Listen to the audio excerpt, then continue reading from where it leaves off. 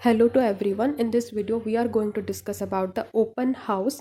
तो देखो, open house नाम से पता चल रहा है खुला वाला घर। जैसे आपके घर पे कोई दीवार अगर सपोज नहीं है, जैसे आपका ये घर है, आपके घर पे कोई दीवार नहीं है, तो आपके जितने आस पड़ोस होंगे तो वो क्या करेंगे, वो सारा कुछ देख पाएंगे कि आपके घर पे क्या चल रहा है, आप कितना टाइम पे खाना खाते हो, क्या खाना खाते हो, सब कुछ देख पाएंगे क्योंकि आपके घर पे कोई दीवार नहीं है। वहीं से ही ये आइडिया लिया गया है ओपन हाउस। ओपन हाउस क्या होता है? ये एक इवेंट होता है, जैसे आपका एनुअल फंक्शन होता है ना, वैसे ही ये वाला भी एक इवेंट होता है जहाँ पे स्कूल वाले open their doors so parents can meet with the teachers. मतलब उस दिन स्कूल कॉलेजेस वाले पेरेंट्स को अलाउ करते हैं कि वो स्कूल पे आए और देखें कि उनका जो बच्चा जिस स्कूल पे पढ़ रहा है उस स्कूल का माहौल कैसा है, उस स्कूल के क्लासरूम कैसे हैं, उस स्कूल के टीचर कैसे हैं, उनके बच्चे जिस जिस टीचर से पढ़ते हैं वो टीचर कैसे हैं, उनका बिहेवियर कैसा है, मतलब everything about the school parents get to know. Okay,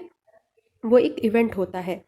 open the door so parents can meet with the teachers. Parents उस दिन टीचर के साथ मीट करते हैं, मिलते हैं and get a glimpse into their childrens learning day. और एक झलक देख पाते हैं उस दिन पेरेंट्स को, उनके बच्चे का जो स्कूल होता है एक झलक देखने को मिलता है। ग्लिम्स मतलब है झलक, एक झलक दिखने को मिलता है कि कैसा उनका बच्चा पढ़ रहा है, वो जो जिस स्कूल पे पढ़ रहा है उसके क्लासरूम कैसा है, उसके टीचर कैसे हैं। Okay, it is traditionally held one evening.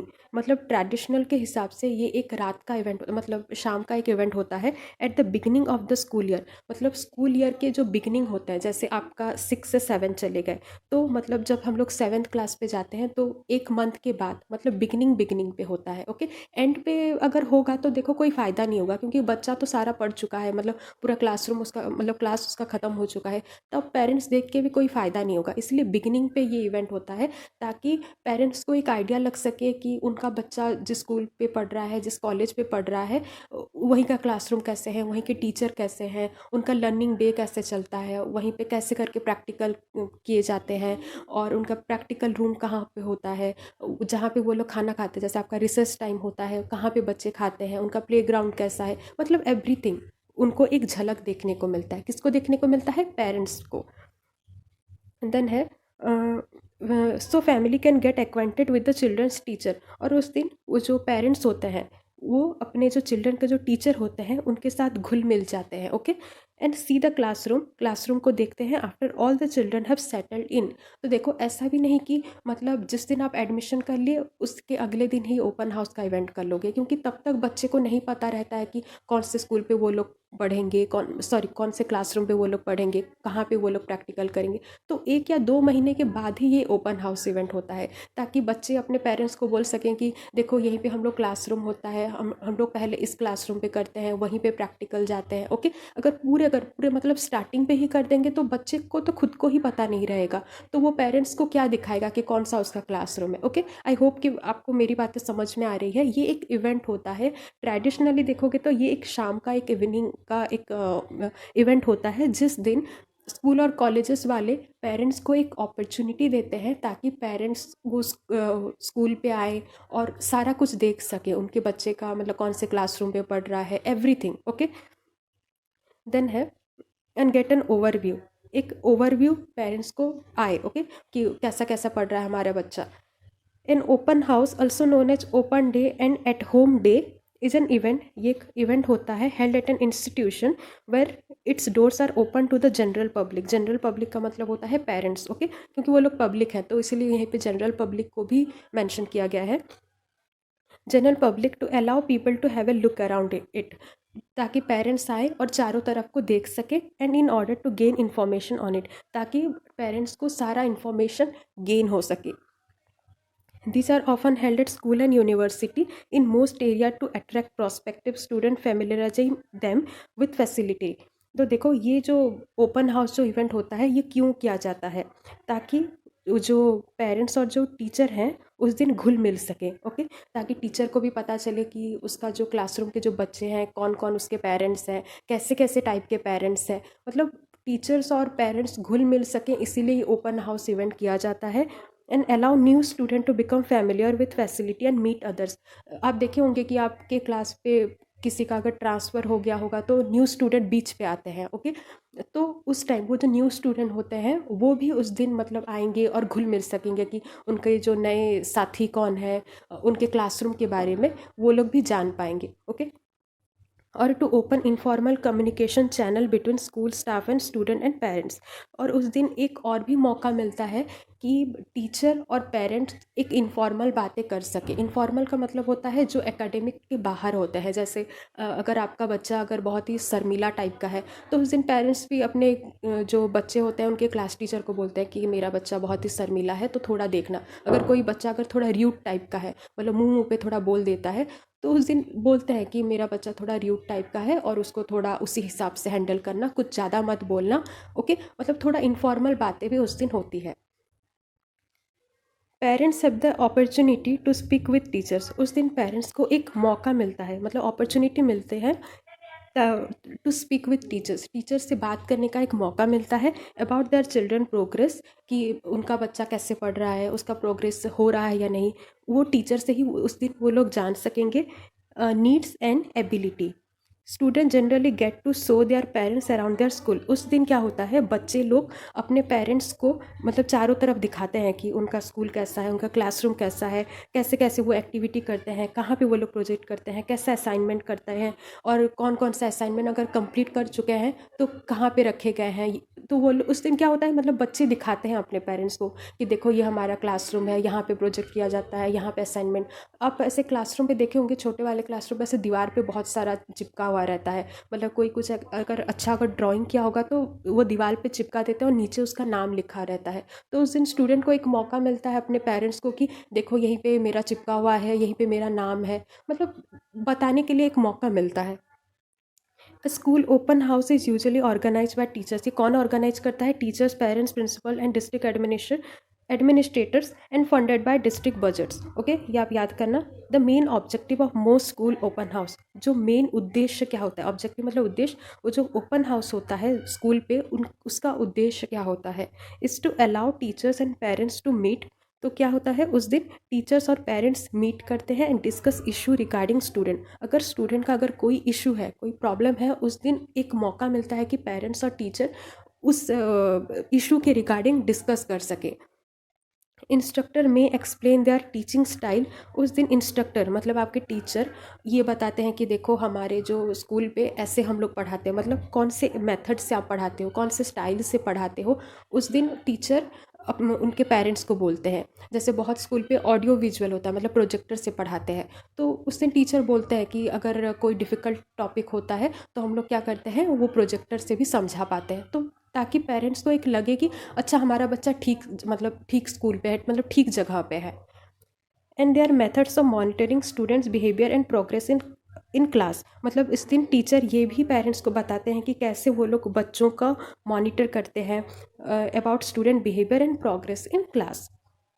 An interested parent might point out to the teacher some facts about his or her child's behavior problem. उस दिन पेरेंट्स भी अपने जो बच्चे का जो प्रॉब्लम होता है उस दिन वो सारा बताते हैं। जैसे कुछ कुछ बच्चे होते हैं, मतलब कुछ भी ज़्यादा बोल दोगे तो वो लोग बेहोश हो जाते हैं, मतलब बहुत फिजिकल भी प्रॉब्लम होता है। तो उस दिन टीचर को वो लोग बोलते हैं कि मेरा बच्चा का थोड़ा वैसे प्रॉब्लम है, तो थोड़ा देख के, ओके। एकेडमिक स्ट्रगल, अगर कोई एकेडमिक स्ट्रगल होगा तो उस दिन पेरेंट्स टीचर को बोलते हैं, ओके। मतलब बेसिकली देखोगे तो ये एक ऐसा एक इवेंट है जहाँ पे टीचर बच्चों के बारे पे जो भी मतलब इन्फॉर्मेशन उसको पता होगा वो पेरेंट्स को बताएगा कि देखो तुम्हारा बच्चा इस सब्जेक्ट पे अच्छा नहीं है, इस सब्जेक्ट पे अच्छा है, मतलब वो सारा अपना जो जिसको मतलब जितना उसको पता होगा वो सारा बताएगा। अगर ये टीचर है और ये पेरेंट्स हैं तो टीचर जितना भी उसको इन्फॉर्मेशन पता होगा वो सारा अपने वो जो पेरेंट्स होंगे वो बताएगा। और पेरेंट्स क्या होंगे, जितने भी बच्चों का जो इशू होंगे, कोई मतलब एबिलिटी होगा, तो वो भी सारा बताएंगे अपने क्लासरूम के टीचर को, ओके। क्लासरूम के टीचर या कोई भी टीचर को बोल सकते हैं। देन है, तो देखो और एक पॉइंट है, positive results are likely when teachers and parents work together to identify student needs and implement strategy to meet them. तो देखो पॉजिटिव रिजल्ट कब होता है, when teacher and parents work together to identify student needs and implement strategy to meet them. जब teacher और parent दोनों ही काम करते हैं, जैसे आपका अगर बच्चा अगर बहुत ही मतलब र्यूड टाइप का है, मतलब कुछ भी बोलते हैं तो मुंह मुंह पे बोल देता है, तो उस दिन पेरेंट्स क्या करते हैं, टीचर को बताते हैं कि मेरा बच्चा थोड़ा मतलब र्यूड टाइप का है, और उसको थोड़ा देख के। तो उस दिन टीचर को ये पता लगता है कि अच्छा ये बच्चा थोड़ा र्यूड टाइप का है, तो क्लासरूम पे अगर कोई मतलब कुछ गलती भी हो गया तो उसको उसी हिसाब से ही संभालते हैं, क्योंकि उनको टीचर को भी पता रहता है कि ये थोड़ा र्यूड टाइप का है, और अगर मैं कुछ बोल दूंगा तो उसका मतलब जो सेल्फ रेस्पेक्ट है वो थोड़ा गड़बड़ हो जाएगा। तो वो ऐसा भी हो सकता है उस बच्चे नेक्स्ट डे और स्कूल नहीं आऊँगा बोलेगा, तो वो थोड़ा देख के ही संभालता है। और पॉजिटिव रिजल्ट्स कब आते हैं, जब टीचर और पेरेंट दोनों ही काम करते हैं। सपोज मान लो एक पेरेंट्स बोला कि मेरा बच्चा थोड़ा र्यूड टाइप का है और थोड़ा मुंह मुंह पे बोल देता है, पर उसी टाइम टीचर क्या करेगा, अच्छा ये बच्चा ऐसा है, मतलब उसको और इग्नोर करेगा, उसको लगेगा कि अरे ये तो फालतू का लड़का है, उसके ऊपर और ध्यान ही नहीं देगा। तो देखो उस टाइम क्या होगा, वो बच्चा मतलब वो अपने टाइप का रहेगा, मतलब उसका बदमाशी और बढ़ेगा। तो पॉजिटिव रिजल्ट कब आता है, टीचर और पेरेंट दोनों जब एक ही साथ काम करते हैं, मतलब दोनों को जब लगता है कि अच्छा इस बच्चे का ये प्रॉब्लम है, तो थोड़ा देख के करेंगे ताकि स्टूडेंट का प्रोग्रेस हो। ओके।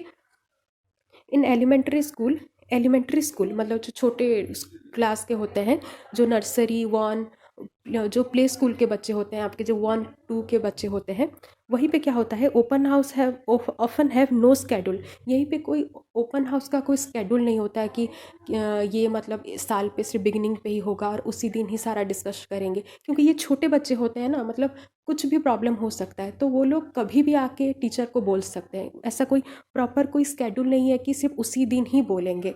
पर जो मिडिल क्लास मतलब जैसे हाई स्कूल होते हैं, वही स्कूल कॉलेज पे ये ओपन हाउस का इवेंट पूरा प्रॉपरली होता है, मतलब उसी दिन पूरा पेरेंट्स आएंगे और सारा अपना बच्चे का बात बोलेंगे। पर एलिमेंट्री स्कूल पे क्या होता है, ये ऐसे कोई प्रॉपर स्केड्यूल नहीं होता है, क्योंकि वो लोग छोटे बच्चे होते हैं। ओके।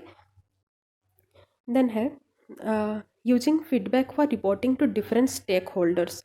तो देखो स्टेक होल्डर्स का मतलब क्या होता है, एनीवन, कोई भी हो सकता है, पेरेंट्स हो सकते हैं, स्टूडेंट हो सकते हैं, कम्युनिटी मेंबर हो सकते हैं, स्कूल बोर्ड मेंबर हो सकते हैं, जो किस चीज़ पे इन्वॉल्व हुआ रहता है, in the welfare and success of A school. मतलब एक स्कूल का कैसे उन्नति होगा, कैसे उस स्कूल को सक्सेस मिलेगा, उसी में ही वो इन्वॉल्व होता है। कौन इन्वॉल्व होता है, एक स्टेक होल्डर, और वो कोई भी हो सकता है, पेरेंट्स हो सकते हैं, कम्युनिटी मेंबर। ओके। देखो ये लाइन और ये लाइन बस सेम ही है। ओके। देन है आपका, देखो यहीं पे 3 पॉइंट है इस वाले हेडिंग पे, बस आप अगर हेडिंग भी अगर याद कर ली तो अंदर क्या लिखना है आपको पता है, क्योंकि मतलब बहुत ही जनरल इन्फॉर्मेशन है। आपको एक बार अगर आइडिया भी लग जाएगा तो आप अपने मन के वर्ड से भी लिख सकते हैं, बस आपको थोड़ा कुछ की वर्ड का आपको ध्यान देना होगा। तो देखो वो 3 हेडिंग को अच्छे से समझो। Reporting feedback to the student, तो फीडबैक का मतलब होता है कमेंट। आप पहले कमेंट से समझो, कमेंट। तो देखो सब कमेंट का मतलब सबको पता होगा, मतलब कोई फेसबुक पे कोई फ़ोटो छोड़ देता है, कोई व्हाट्सएप पे कोई स्टेटस डालता है, तो हम लोग कमेंट करते हैं कि वाह, अगर किसी मतलब किसी ने अगर कोई बहुत ही अच्छा फ़ोटो अपलोड किया है तो हम लोग बोलते हैं अच्छा तुम्हारा फ़ोटो तो बहुत अच्छा लगता है। और कोई अगर सपोज किसका फ़ोटो थोड़ा गड़बड़ है तो हम लोग मतलब वहीं पे भी कमेंट करते हैं कि तुम्हारा फ़ोटो अच्छा ठीक नहीं है, तुम्हारे फ़ोटो का बैकग्राउंड अच्छा ठीक नहीं है। मतलब कमेंट का मतलब होता है हम अपना रिस्पॉन्स देते हैं। ओके। और फीडबैक का मतलब होता है response. Reporting response to student, मतलब यहीं पे क्या करेंगे, टीचर स्टूडेंट को कमेंट करेंगे, मतलब स्टूडेंट के बारे में बोलेंगे, और वो फिर स्टूडेंट को ही बोलेंगे। जैसे ये टीचर हैं, ये स्टूडेंट को ही रिपोर्ट करेंगे, मतलब बताएंगे, क्या बताएंगे, फीडबैक बताएंगे। जैसे कुछ बच्चे होते हैं बहुत ही अच्छा मतलब वो लोग पढ़ते हैं और बहुत ही अच्छे से कॉन्सेप्ट भी समझते हैं, पर उनका हैंडराइटिंग बहुत ही ख़राब होता है। तो उस टाइम टीचर क्या करेंगे, स्टूडेंट को रिपोर्ट करेंगे, मतलब बताएंगे, क्या बताएंगे कि देखो तुम्हारा सारा कुछ ठीक है, तुम अच्छे से कॉन्सेप्ट भी समझते हो, अच्छे से पढ़ते भी हो, बट तुम्हारा हैंडराइटिंग बहुत ही ख़राब है, और तुम अगर अपना हैंडराइटिंग अगर सुधार लोगे तो तुम्हारा अच्छा मार्क्स आएगा। तो फीडबैक का मतलब होता है सिर्फ गलती नहीं, मतलब सिर्फ नेगेटिव नहीं, बल्कि नेगेटिव एंड पॉजिटिव दोनों बात स्टूडेंट को टीचर एक रिपोर्ट करेगा, मतलब बताएगा।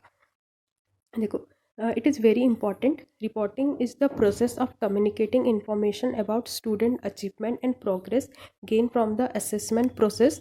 The purpose of reporting is to support learning and teaching by providing feedback to the student। मतलब यहीं पे क्या है, रिपोर्टिंग का मतलब होता है एक प्रोसेस का कम्युनिकेशन, कम्युनिकेटिंग इन्फॉर्मेशन। मतलब वहीं पे हम लोग बताते हैं बच्चे को कि देखो तुम्हारा कौन सा स्ट्रेंथ है और कौन सा वीकनेस है। ऐसा नहीं कि सिर्फ वीकनेस ही बताएंगे, स्ट्रेंथ और वीकनेस दोनों बताएंगे। जैसे कोई फ़ोटो अपलोड करता है तो अच्छा कोई दिखता है तो हम लोग वहीं पे भी कमेंट करते हैं कि मतलब यू आर लुकिंग फैबुलस, मतलब ऐसे ऐसे मतलब अच्छा अच्छा कमेंट करते हैं। और अगर कोई मतलब थोड़ा गड़बड़ी वाला अगर फ़ोटो छोड़ दिया तो वहीं पे भी हम लोग अपना रिस्पॉन्स देते हैं कि तुम्हारा फ़ोटो अच्छा नहीं दिख रहा। तो यहीं पे नेगेटिव और पॉजिटिव दोनों बातें टीचर बताएगा। ऐसा नहीं कि सिर्फ नेगेटिव या सिर्फ पॉजिटिव, दोनों नेगेटिव और पॉजिटिव दोनों बातें अपने स्टूडेंट को बताएगा। ओके। तो ये पर्पस क्या है, मतलब ये जो टीचर जो बता रहे हैं स्टूडेंट, इसका फ़ायदा क्या होता है? To support learning and teaching. Okay, ये टीचिंग और लर्निंग प्रोसेस को सपोर्ट करता है क्योंकि उस टाइम स्टूडेंट को एक मतलब पता चलता है कि उसका स्ट्रेंथ कौन सा है एक और वीकनेस कौन सा है। जैसे एक टीचर को आप बता दिए कि तुम्हारा हैंड राइटिंग सिर्फ ख़राब होता है और बाकी तुम्हारा सारा कुछ ठीक है। तो उस दिन क्या होता है, मतलब टीचर को सॉरी स्टूडेंट को ये पता चलता है कि अच्छा मेरा सिर्फ हैंड राइटिंग ही ख़राब है, और अगर मैं अपना हैंड राइटिंग को अगर थोड़ा सुधार लूँगा तो मेरा अच्छे मार्क्स आएंगे। तो वो फिर क्या करता है, अपने वीकनेस पे काम करता है और वो अब धीरे धीरे प्रोग्रेस होता है। इसीलिए ही हम लोग फीडबैक देते हैं ताकि बच्चा सच्ची में प्रोग्रेस हो सके। Okay, by providing feedback to the student. Information about student achievement may also be valuable for teachers and systematic wide planning and reporting. जब हम लोग स्टूडेंट के बारे पे इंफॉर्मेशन कलेक्ट करते हैं कि कौन सा बच्चा कैसा है, फिर हम लोग जो फीडबैक देते हैं, ये टीचर के लिए भी बहुत फ़ायदा होता है क्योंकि टीचर को भी पता चलता है कि किस बच्चे का कौन सा स्ट्रेंथ है और किस बच्चे का किसका वीकनेस है। ओके, ये टीचर को भी फ़ायदा देता है, ऐसा नहीं कि सिर्फ स्टूडेंट को ही फ़ायदा देता है। Reporting is closely link to assessment. Reporting assessment के साथ भी मिला जुला हुआ है। Since school need to access and children progress in order to give feedback and that is accurate, timely and meaningful both to student and their parents. जो भी आप फीडबैक दे रहे हो वो मस्ट बी टाइमली होना चाहिए और मीनिंगफुल होना चाहिए और एक्यूरेट होना चाहिए। मतलब ऐसा नहीं कि आप इलॉजिकल बातें बोलोगे कि तुम्हारा बच्चा वो पानी पूरी के साथ घूम रहा है, मतलब ऐसे इलॉजिकल बातें नहीं करोगे। मतलब जो मीनिंगफुल है, जो एक्यूरेट है, और आप उनको टाइमली रिपोर्ट करोगे। जैसे कोई बच्चे का हैंड राइटिंग अगर ख़राब है तो एग्ज़ाम होने के 2-3 महीने पहले बोलो ताकि बच्चा उसको पता चल सके कि मेरा सिर्फ हैंड राइटिंग ही ख़राब है, बाकी सब कुछ ठीक है। तो वो 2 महीना अपने हैंड राइटिंग पे वर्क कर सके और ताकि उसके एग्ज़ाम पे वो अच्छे हैंड राइटिंग से लिखे। तो वो थोड़ा टाइमली होना चाहिए। ऐसा नहीं कि आपको पता है कि उस बच्चे का हैंड राइटिंग ख़राब है और एग्ज़ाम के बाद उसको बोल रहे हो कि तुम्हारा हैंड राइटिंग ख़राब है, तब देखो कोई फ़ायदा नहीं होगा। तो टाइमली आप उसको फीडबैक दो। देन है feedback to student is one of the most effective strategy for promoting further learning. अगर आप बच्चे की लर्निंग को फर्दर अगर इम्प्रूव करना चाहते हो तो आप बच्चों को फीडबैक दो। Okay, to be most effective feedback must be timely. अगर आप अपना जो फीडबैक जो दे रहे हो अगर उसको अगर इफेक्टिव बनाना चाहते हो तो आप टाइमली फीडबैक दो। Okay, must be in A form that encourages effort. और ऐसे हिसाब से उनको फीडबैक दो ताकि बच्चे को वो एनकरेज भी हो सके। तो देखो आपको उनको पॉजिटिव बातें भी बोलना होगा और नेगेटिव बातें भी, क्योंकि जब हम लोग पॉजिटिव बातें बोल देते हैं तब बच्चों को ये लगता है कि अच्छा मेरा इतना सारा पॉजिटिव पॉइंट है और सिर्फ एक ही नेगेटिव पॉइंट है, और अगर वो नेगेटिव पॉइंट जो चीज़ है अगर मैं थोड़ा भी उस पर अगर काम करूँगा तो मेरा सब कुछ अच्छा हो जाएगा और मेरे मार्क्स बहुत अच्छे आएंगे। तो ये ऐसे ही करके हमको बोलना है ताकि उनका जो एफर्ट है उसको एनकरेज हो सके। ओके, ऐसा नहीं कि मतलब मुंह मुंह पे बोलोगे कि तुम्हारा तो बहुत ही गंदा और भद्दा हैंड राइटिंग है, तुमसे तो कुछ होगा नहीं, मतलब ऐसी बातें मत करना। ओके, कुछ बच्चे ऐसे होते हैं बहुत ही मतलब टू द पॉइंट लिखते हैं, मतलब बहुत ही छोटा छोटा, जैसे बहुत बच्चे ऐसे लिखते हैं तो एक ही पेज पे उनका ऐसे ख़त्म हो जाता है। पर आपका ऐसे जो होता है 15 होता है, 20 मार्क्स का होता है, वहीं पे अगर आप एक पेज लिखोगे तो आप जितना भी अच्छा अच्छा पॉइंट लिखो मार्क्स उतना अच्छा नहीं आता है। तो उस टाइम आप बच्चे को बोल सकते हो कि ये 10-15 मतलब बहुत बड़ा बड़ा मार्क्स है और इस पे थोड़ा आपको 2 या 3 पेज लिखना है ताकि बच्चे वहीं पे काम कर सकें कि अच्छा मेरा जो ऐसे है मुझे और थोड़ा लिखना है। ओके, और कुछ बच्चे होते हैं मतलब उनको आप एक क्वेश्चन पूछोगे वो कोई दूसरा जवाब ही देते हैं, और वो भी बहुत ही लेंदी आंसर होता है, मतलब सिर्फ पेज बढ़ाने के लिए वो लोग लिखते जाते हैं। तब भी आप उनको बता सकते हो कि उतना फ़ायदा नहीं है कि मतलब पूरा मतलब पेपर भर भर के लिखो, थोड़ा टू द पॉइंट भी आंसर लिखो। मतलब ये क्या है, मतलब एक क्वेश्चन का आंसर 5 या 6 पेज दे रहे हो, ऐसा मत करो। मतलब जो भी बच्चे का प्रॉब्लम है आप बच्चों को जाके बताओगे, रिपोर्ट करोगे, ताकि बच्चा वहीं पे काम कर सके और अपने आप को सुधार सके। और जो भी आप फीडबैक दे रहे हो वो मस्ट बी टाइमली होना चाहिए, मतलब टाइम से ही करना है। ऐसा नहीं कि पूरा सारा एग्ज़ाम ख़त्म हो गया है और आप उनको बोले हो कि ऐसे पे थोड़ा ज़्यादा लिखना चाहिए, टू द पॉइंट लिखना चाहिए, मतलब ऐसी मतलब टाइम पे वो फीडबैक दो और वो मीनिंगफुल हो। ओके। देन है feedback, feedback that identify clear action that individual can take to make further learning process। देन आपका नेक्स्ट पॉइंट है feedback is any response. Feedback को आप रेस्पॉन्स या कमेंट भी बोल सकते हो, made in relation to the student work. और वो किस चीज़ का वो रेस्पॉन्स होता है, स्टूडेंट का वर्क का, कि स्टूडेंट कैसे काम कर रहा है। Okay, such as an assessment task, a performance और a product. It can be given by a teacher, कोई टीचर भी दे सकता है, कोई बाहर का कोई एक्सेसर भी दे सकता है, एक्सटर्नल एक्सेसर, और a student peer. Okay, it is usually spoken और रिटन फॉर्म। स्पोकन फॉर्म पे भी हो सकता है और रिटन फॉर्म पे भी आप उसको फीडबैक दे सकते हो। Feedback is intended to acknowledge the progress student have made towards achieving the learning outcomes of a unit. और ये हम लोग फीडबैक इसीलिए देते हैं ताकि बच्चे अपने आप को एक्सेप्ट कर सकें कि अच्छा मेरा ये प्रॉब्लम है और मुझे वहीं पे थोड़ा काम करना चाहिए। ओके। देन है, देखो यहीं पे लिखा हुआ है, good feedback is also constructive and point student to ways in which they can improve. तो हम लोग इसीलिए फीडबैक देते हैं। और अगर आपका अगर फीडबैक अगर सही है, मतलब सही में एक मीनिंगफुल है, एक्यूरेट है, तब क्या होता है वो बच्चों के कंस्ट्रक्टिव पे हेल्प करता है। मतलब बच्चा अपने आप को मतलब कंस्ट्रक्ट कर सकता है, एक पॉजिटिव वे पे उसको कंस्ट्रक्ट कर सकता है। देन है आपका, और अगर आपका अगर फीडबैक अगर सही है, मतलब गुड फीडबैक दे रहे हो, तो उसके जो लर्निंग पे है उसका इम्प्रूवमेंट होगा। देन है हमारा फीडबैक, यहीं पे देखो इज होगा, ये थोड़ा मतलब बहुत ही क्लोज लिख लिया गया है। Feedback is distinguish as either formative और समेटिव। फीडबैक फॉर्मेटिव भी हो सकता है और समेटिव भी हो सकता है। जैसे फॉर्मेटिव का मतलब सबको शायद पता होगा, मतलब ड्यूरिंग द लेक्चर जो हम लोग बच्चों को फीडबैक देते हैं। जैसे कोई बच्चे को हम लोग कोई क्वेश्चन पूछ रहे हैं और वो बहुत ही मतलब धीरे धीरे टाइप का सा जवाब दे रहा है, तो उस टाइम आप उनको बोल सकते हो कि मतलब थोड़ा स्पीड पे जवाब दो। कुछ गलती अगर बच्चा कर रहा है तो वहीं पे आप बोल सकते हो कि उसका आंसर ऐसा नहीं है, वैसे होगा। तो मतलब ड्यूरिंग द लेक्चर जो हम लोग फीडबैक देते हैं वो आपके फॉर्मेटिव पे आते हैं। और जो एंड पे मतलब जैसे कोई यूनिट टेस्ट खत्म हो गया, कोई एग्ज़ाम खत्म हो गया, और जब हम लोग फीडबैक देते हैं वो आपके समेटिव फीडबैक होते हैं। Okay, it is a final analysis of the work. मतलब कोई यूनिट टेस्ट आप कर ली, उसके बाद आप बोलोगे कि ये देखो तुम्हारा हैंड राइटिंग ख़राब है और नेक्स्ट तुम अपना थोड़ा हैंड राइटिंग सुधार लेना। पर फॉर्मेटिव का मतलब होता है मतलब ड्यूरिंग, मतलब आप क्लासरूम पे देख रहे हो कि बच्चा का हैंड राइटिंग अगर ख़राब है तो वहीं पे आप बोल रहे हो कि तुम अपना हैंड राइटिंग ठीक करो वरना तुम्हारा मार्क्स ठीक नहीं आएगा। तो जो ड्यूरिंग द लर्निंग प्रोसेस जो हम लोग फीडबैक देते हैं वो आपके फॉर्मेटिव पे आते हैं, और जो एंड पे मतलब कोई काम खत्म होने के बाद जो हम लोग फीडबैक देते हैं वो आपके समेटिव पे आते हैं। तो नेक्स्ट हम लोग का है, why is feedback so important. Feedback important क्यों है। There is a little learning without feedback. अगर हम लोग फीडबैक बच्चों को नहीं देंगे तो वहीं पे बच्चा बहुत ही कम सीखेगा, क्योंकि बच्चे को पता ही नहीं होगा उसका स्ट्रेंथ क्या है और उसका वीकनेस क्या है, तो वहीं पे लर्निंग बहुत कम होगा। इसीलिए हम लोग बच्चों को फीडबैक देते हैं ताकि उसके लर्निंग पे इम्प्रूवमेंट है हो।